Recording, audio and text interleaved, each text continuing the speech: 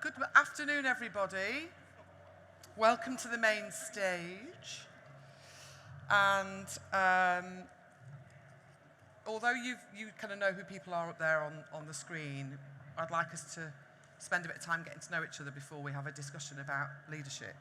So I'm going to be chairing this session.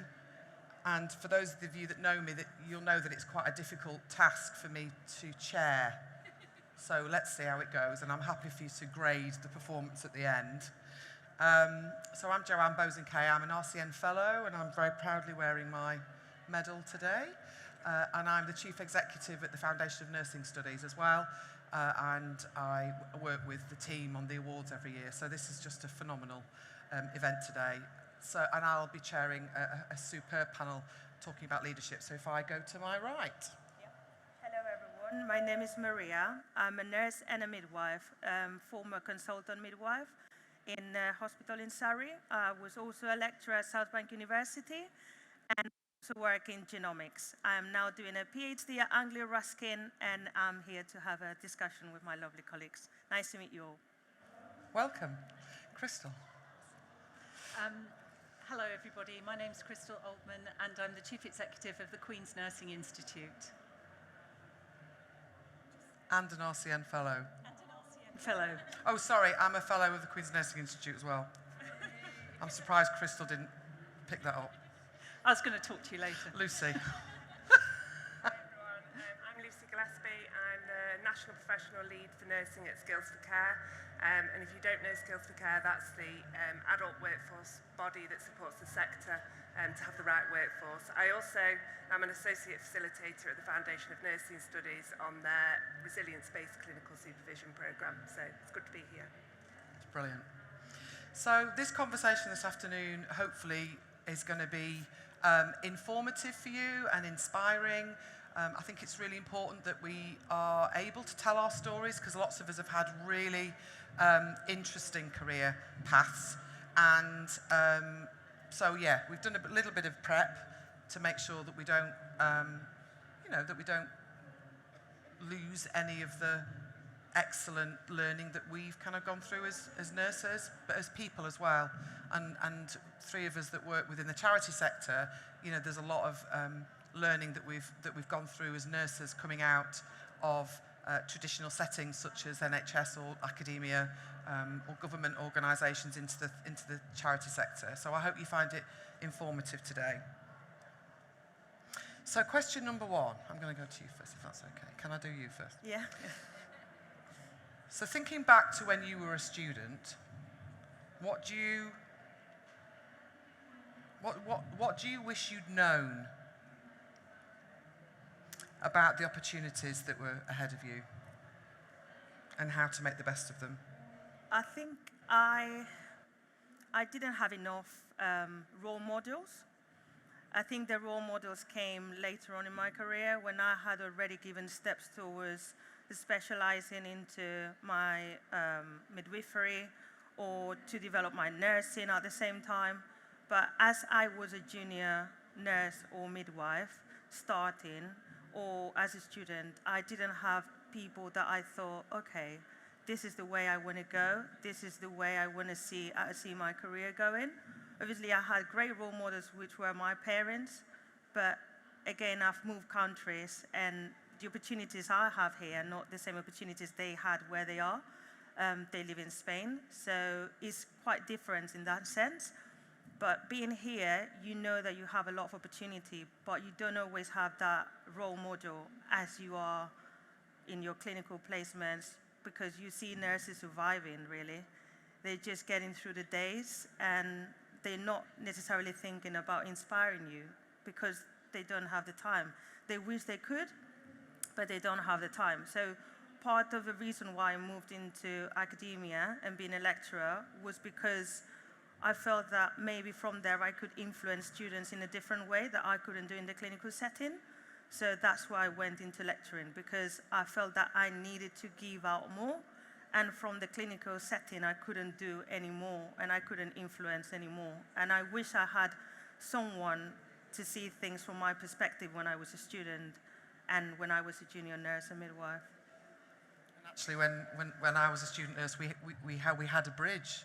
We had a bridge in our School of Nursing, and we had our link lecturers at the time who were very much between practice and our college work. It wasn't really academic as such as it is these days, but we had that. So I'm hoping that is something with the preceptorship that we can get going again and instill back in. But thank you, Crystal. Well, I would say two things really. One is very much related to that, those kind of career champions that would be so helpful for everyone to be able to identify throughout their career, so that you've got those that are really championing you and are the role models for you. And just as you've said, I don't think I had that right at the beginning. I think there's a better kind of structure for that now.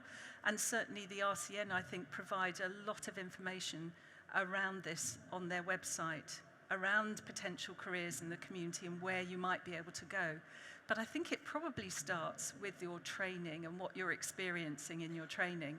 And when I trained back in the day, I had a half a day in the community. I hope it's better now, but I still hear about student nurses only having experience placements in the hospital setting and not outside. And I think my half a day in my 3 years inspired me to want to go and work in the community. And if only we had sufficient placements and support for those student nurses who want and see a career in the community, I think that would be a fantastic opportunity to see what the enormous range of opportunities there are out there. And we're doing a piece of work at the QNI at the moment where we're looking to estimate where nurses work. Because you know, if you have a great placement, you want to go and work there later. And that really inspires you, just like my half a day. So we're doing a piece of work to show where all nurses work in the community. And we think, back of an envelope, we think that 50% of all registered nurses work in a community setting, whether that's in social care, whether that's in education, whether it's in primary care, GP practices, sexual health services, drug and alcohol, you name it, there are enormous number, but if you don't get exposed to that as a student, you don't even know that that's a possibility for your career. So I've said enough. It's a bit of a miracle, to be frank, actually, when you hear that. I said to somebody last week, actually, I think I might have said it to Ruth May, in fact, actually, Crystal, last Friday. I said, if we added up all the roles that Crystal's just outlined to us, they're all public health nursing roles, aren't they? Because they're population nursing roles, and they outweigh the roles in a secondary care and a hospital in a way. Come back. What I want to say is we're all serving the same population, so it's not a competition about who works where.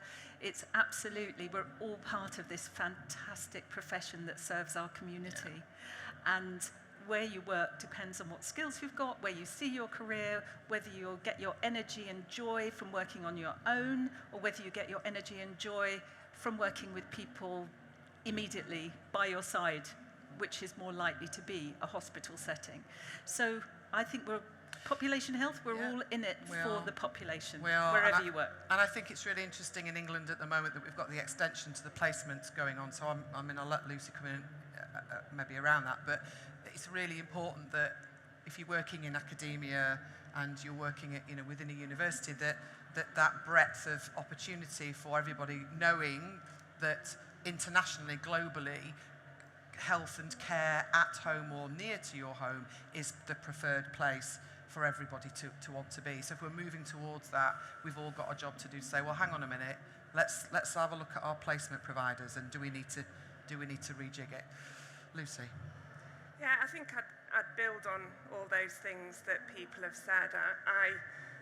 I didn't know I wanted to be a nurse until it suddenly dawned on me one day after spending 18 months working in social care and really enjoyed that. I actually, when I was 18, I went off and I did a degree in criminology, and realised on graduating that that was actually terrifying. So I got a job in a nursing home for older people and realised they were the criminals that I'd been looking for. And it really gave me that opportunity to have a perspective about people. And I think my overwhelming learning from all of that is I went through my nurse training looking for those role models and looking for those opportunities to think about where I wanted to be. And there's always countless people around you, particularly nurses themselves, who want to tell you the routes you should be going down. And actually looking back on some of that, one of the strongest voices is the voice of the people who come to us and who need us. So I think not underestimating the people who our careers and our roles will have that impact on is really important. So I think I'd put that up there as something that goes way beyond anything that a nurse or another healthcare professional might be able to teach us. And I think also recognising the kind of incredibly skilled care workforce as well that we work alongside, and nothing we do really is in isolation, and actually learning in that environment means learning from lots of different people. So I think being open to where nursing happens, and we're going to talk a bit about that, that setting and that landscape. It's not even just about our health and social care sectors.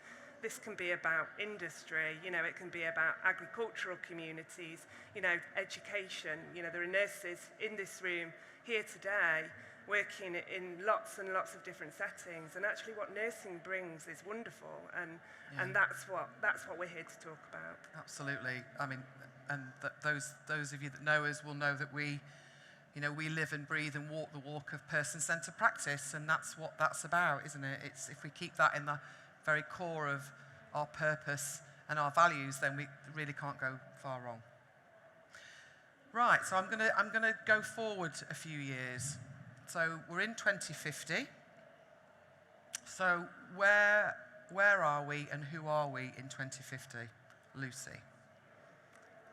I think we're a profession who recognise each other and who share a narrative about nursing and what nursing brings, and actually we recognise each other, we know each other. I think nursing is such a huge and diverse profession.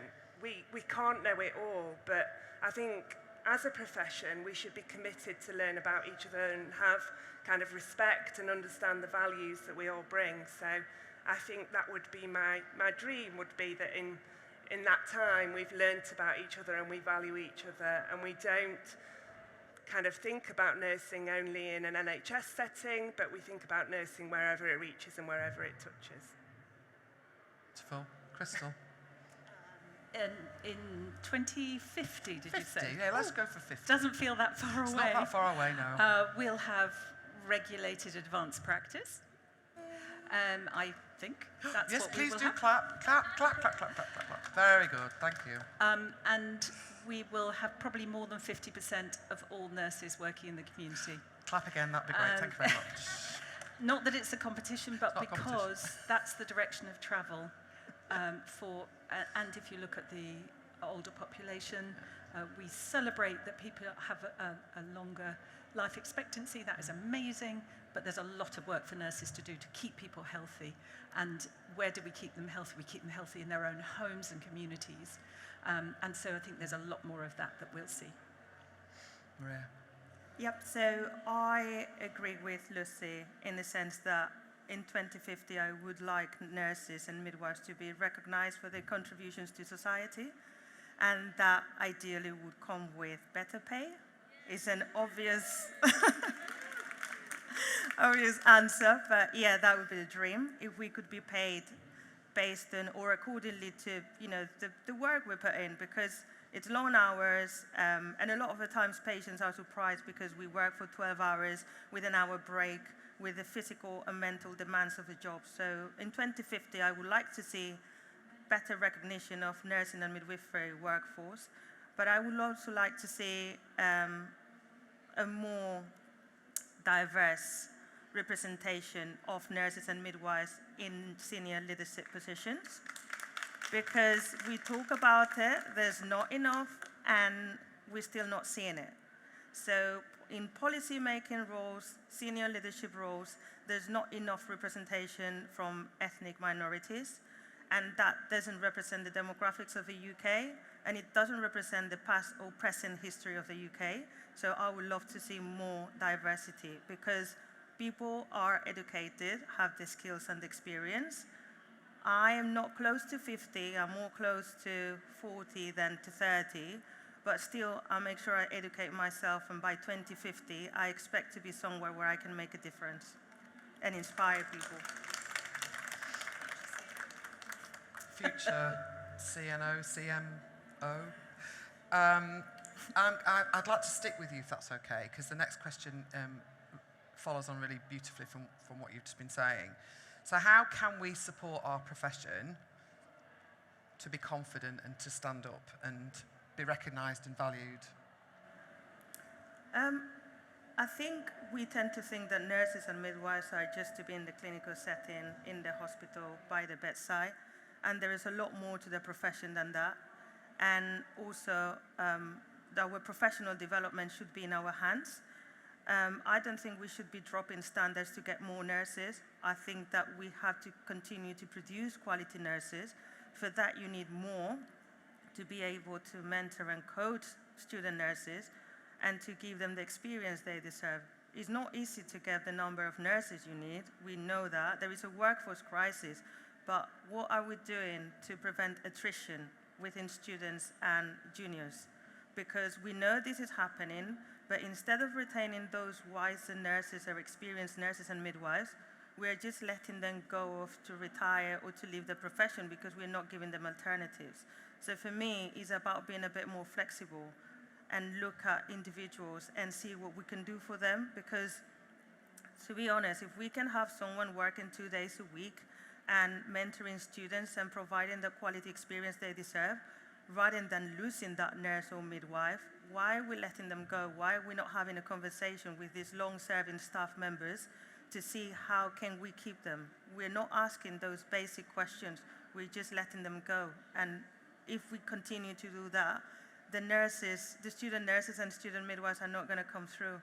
And the legacy, which is the most important for me, how we preserve the nursing and midwifery legacy, is not going to be passed over to the generations to come, because we're not going to have enough people to pass it on, and we're not going to have nurses and midwives that are prepared to pass on that legacy and continue being an ambassador for the profession. So it's about, we need to stand up and be counted. We need to walk the walk. Lucy? I guess my addition to that and building on that is we need to take responsibility for it. If we look at our structures, and Deborah Sturdy is the chief nurse for adult social care, she is one person in a massive organisation, but representing social care nurses and that model of care that is about community-based care, working in people's homes, person-centred, strength-based approaches.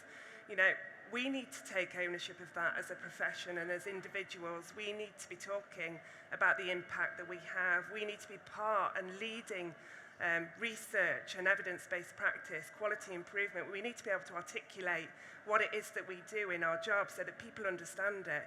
I think a lot of the time, we're not putting that narrative forward. We're not, in a way that people can understand and translate, championing what we do. So I think each of us have a responsibility to do that.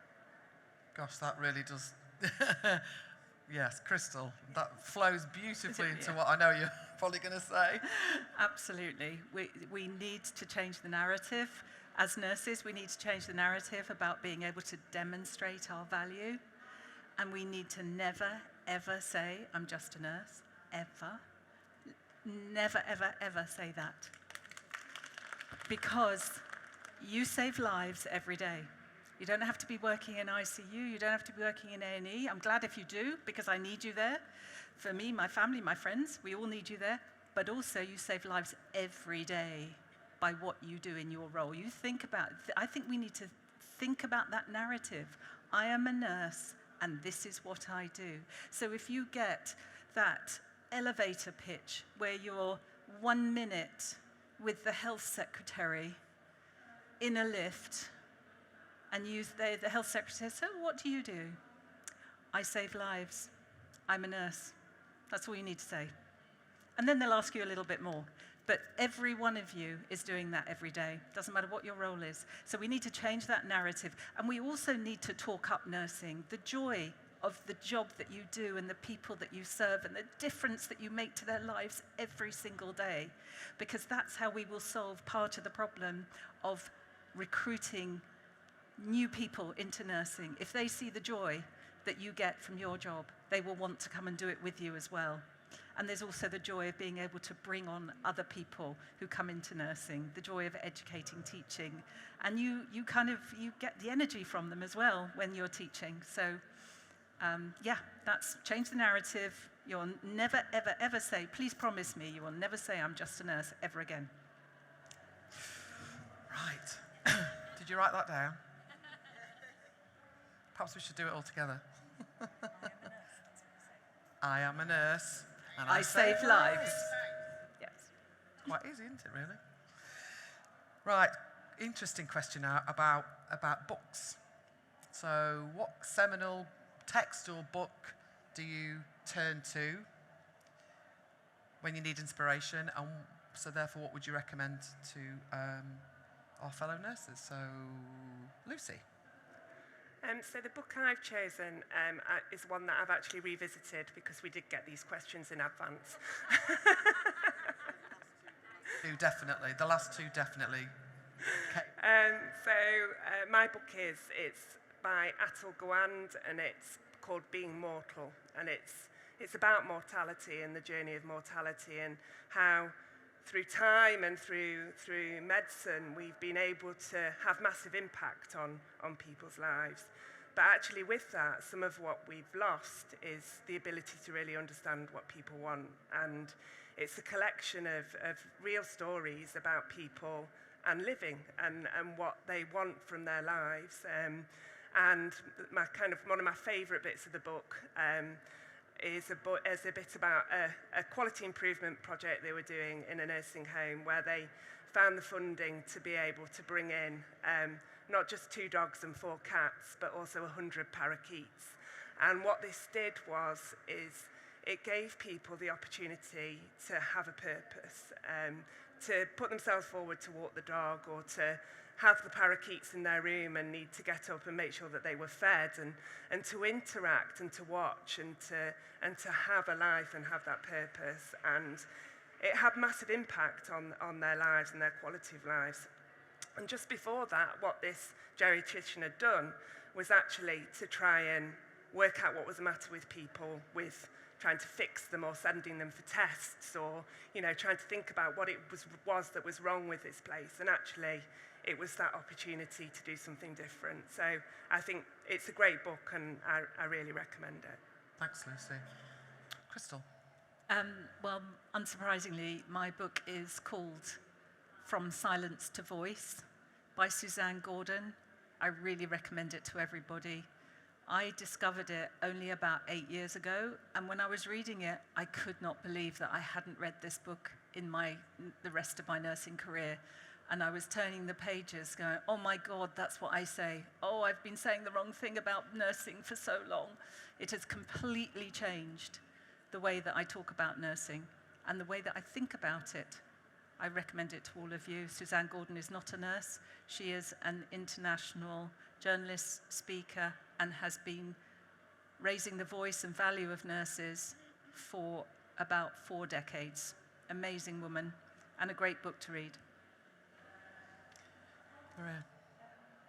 I would say lately I haven't been reading much about nursing. I've read more about things that could help me be a bit more culturally aware and a bit more emotional intelligence. Not that I wasn't, but I'm a bit more aware of certain things. So the book I would recommend, and I just started reading it, is Caster Semenya, The Race to Be Myself.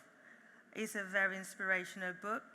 It's about someone sharing her story to contribute to hopefully make the world a bit more tolerant to people who are different to the majority. I don't know how aware of this athlete you are, but he's an athlete who was born with higher levels of testosterone, has a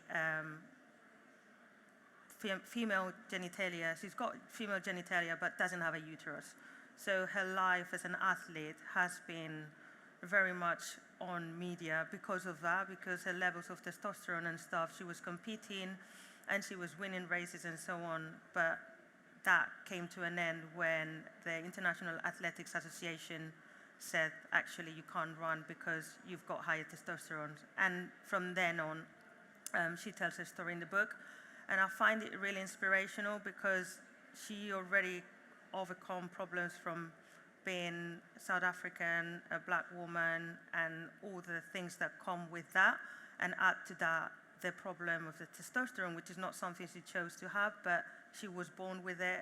And rather than turn it into something that could lead to her turning to, I don't know, committing suicide, she's turned it into a positive story that she's sharing with the world. So everyone who has a protected characteristic that doesn't really fit the majority can still live with it, turn it into something positive, because it's something that may inspire someone. There might be people similar to them out in the world that they don't know about, and sharing that experience helps them to get through life because they are not alone. So that's the message that she wants to send in the book, and it looks really good. So if you have a chance, I totally recommend it. Thank you. Yeah, fantastic. So I've got a question. So hypothetically, if you were the health secretary, Lucy, what would be your first action in respect of nursing and supporting the nursing workforce? Can you imagine if the next health secretary was a nurse?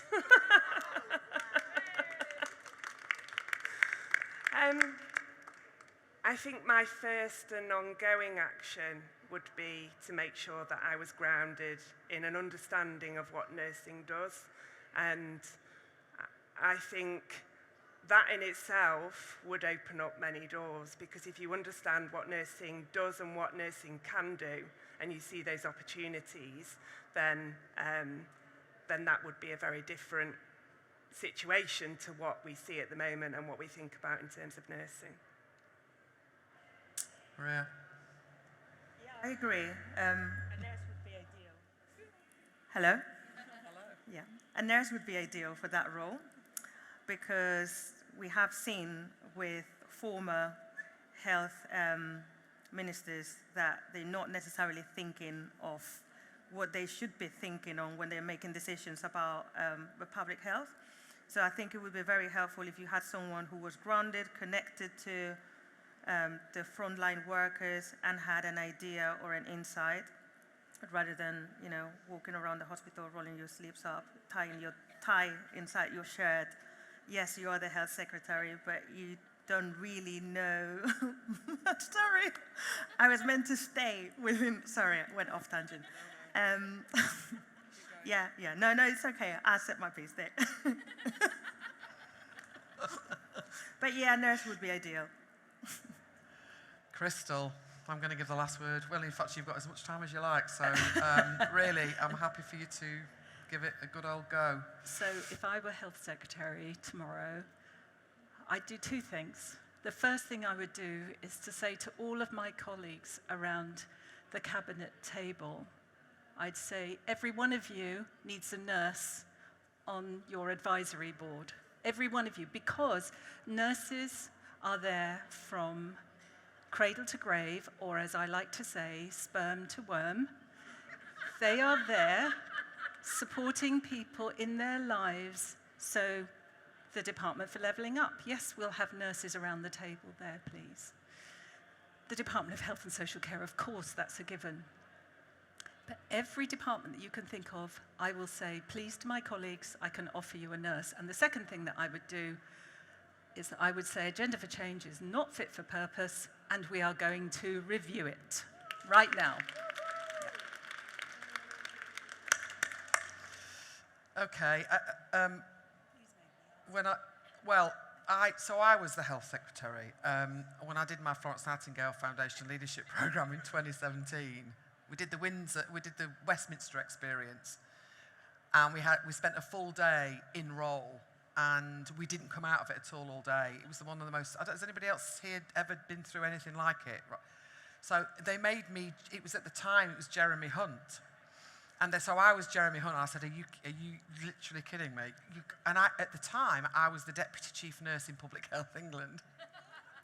So for one day out of my government civil servant life, I was able to just be me. And I took it, I embodied a really brilliant man, Jeremy Hunt, who did everything that I wish, I was really, I've got to be really careful, there might be a journalist in the room. But I became this, a really brilliant version of this man that I knew was underneath him all along. I knew it was there. So I just brought it out of him. And I remember we went to the pub afterwards and everybody just went, it's like you transported yourself you were Jeremy Hunt. And I was banging on the table. I was in like question time, and we had, Prime Minister's questions on it. We had all these proper MPs heckling me. I was going, no, like this, and it was the most wonderful experience of my life. So yes, I was the health secretary, just for a day. So we've got a few minutes, and I'd really like to offer out to any of you any reflections of today. We've got the most gorgeous selection of Social Care Nurse Advisory Council chairs in the front. And so any questions? Yes. Which one? Who did? Both? Yeah. At the end? Right there. Sorry, you can be... It's like an auction. Right, number one. Hi, colleagues. I have 2 points to make here, very brief. As regards nursing and remuneration, let it be a situation where years of experience is recognized, like places like Australia, Canada. Your years of experience must count. That's one. Other thing has to do with mandatory training.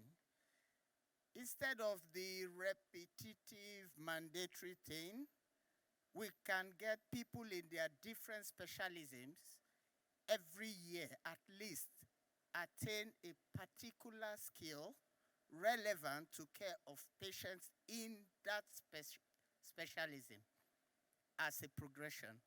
I think that will go a long way to retain staff. Broad brush approach, yeah. Which I'm not sure about the evidence base behind online mandatory training. Okay, thank you. Yeah. My name's Jill. I must admit, I've been out of nursing for a little while. I'm a retired nurse, but I now teach access students who want to go into nursing. Thoroughly enjoy it. From my experience, and I might be talking out of turn here, would we ever see a day where an NHS Care Trust would be run by a nurse or midwife chief executive? Because my experience is that most chief executives don't even have a clinical background, let alone a care background. Yeah, Can't so say without actually, more insight. I wouldn't mind bringing Nicola in actually, because there is some. It's getting better, isn't it, Yeah. Nicola? And I know that the RCN are looking at how we strengthen the support of nurses and midwives in executive positions. I don't know if you want to add into that, Nicola. And then Crystal, and then I'll... Just to say, Joe is absolutely right. We are increasingly seeing chief executives with nursing backgrounds, actually. But just a warning, actually. If you talk to a chief nurse where the chief executive is now also a nurse, there can sometimes be a bit of friction. So be careful what you wish for. So it's a tricky place to be. They have to remember the chief nurse still talks primarily for nursing and nurses. So I think some are brilliant, some are fantastic, but some don't always get that quite right. It's just that my experience, it was always non-clinical. They didn't even know one end of a bedpan from another, let alone how to help a patient use it. But thank you. There's one, yeah.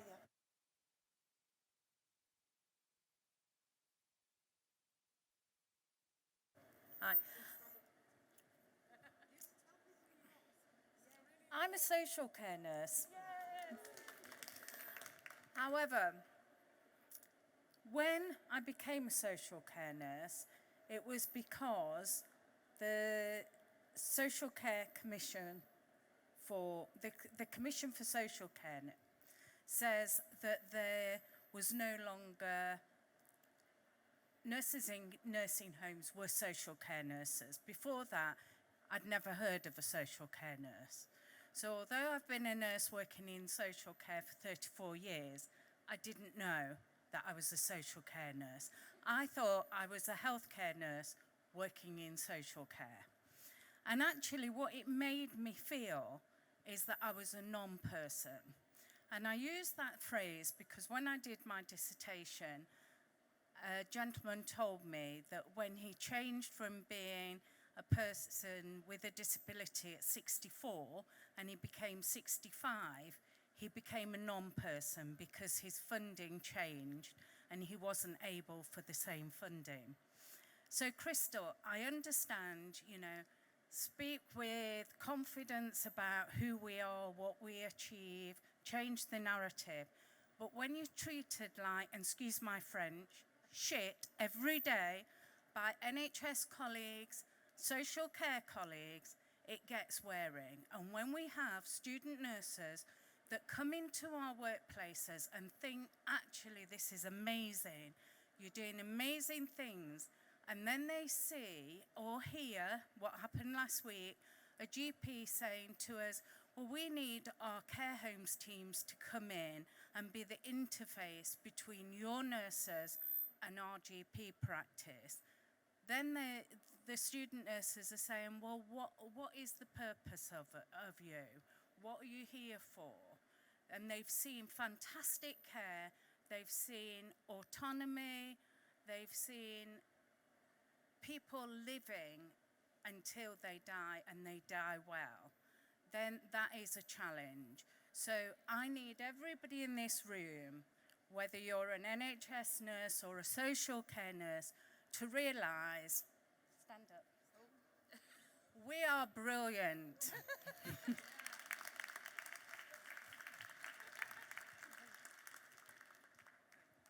Anita. So we've just before we go to the next question, just behind you, that way. Yeah. God, they're all like this. Give me that microphone. Talk about leadership. So Professor Deborah Sturdy, who some of you may know, some of you may not know, is our England first ever Chief Nurse for Adult Social Care, and Deborah's history is a phenomenal history if you want to look back at her career history. But she is single-handedly, she has nobody in her team at all, does she? Right, nobody. She has single-handedly done more in the last two and a half years through sheer grit and determination than I've ever seen in my life. And I've been in that sector and I know how hard it is. And do you know how she's done it? She's done it because she's got conviction. She uses the evidence. As Crystal always says, you must always use the evidence. But she uses relationships. She's a relational leader. She builds networks. She does all of it looking at the long game. And that is a phenomenal place for her to be.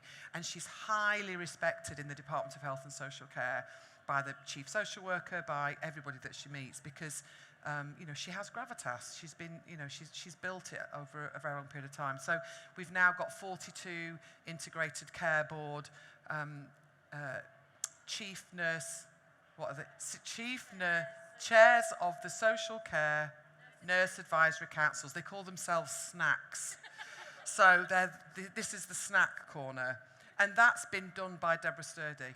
she did that. And so now each chief nurse of every ICB in England has got a chair of the Social Care Nurse Advisory Councils for their, to feed into them across the ICB as well. So if anybody's interested, then that I'm sure our colleagues in the corner will stay afterwards and you can have a chat.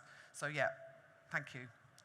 Ladies, thank you very much for reframing the narrative, and I really enjoyed what you were saying about looking to the future, about how nursing would be kind of integrated in the outpatient. My question goes to the student nurses that we are looking to mentor, but looking at the curriculum.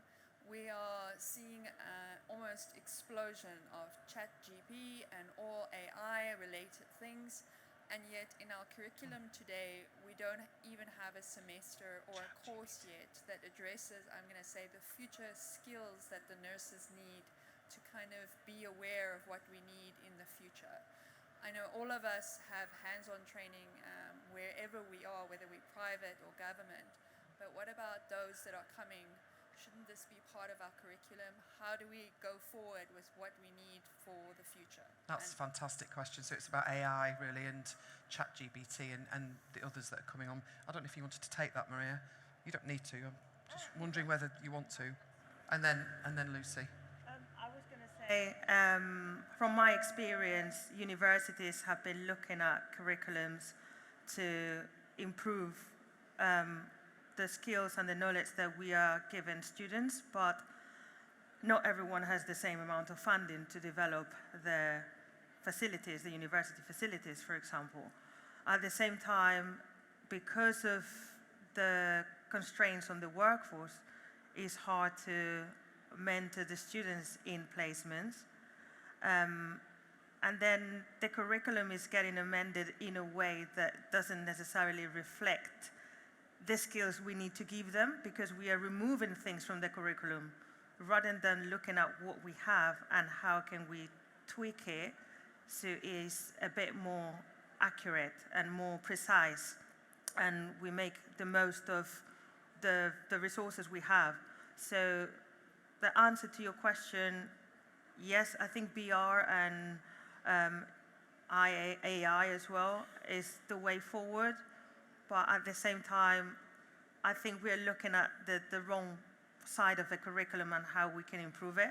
Rather than looking at content and reducing it, maybe make it a bit more student-friendly so they can still absorb and retain and gain all that knowledge, but in different ways, because people have different ways of learning, and I think if we can adjust and do things differently, sometimes it's better than an essay or an exam, but just not to remove the content and the requirements, but adjust to the learning needs, I would say. Absolutely. We've only got a couple of minutes left, so I'm going to give the last word to Lucy.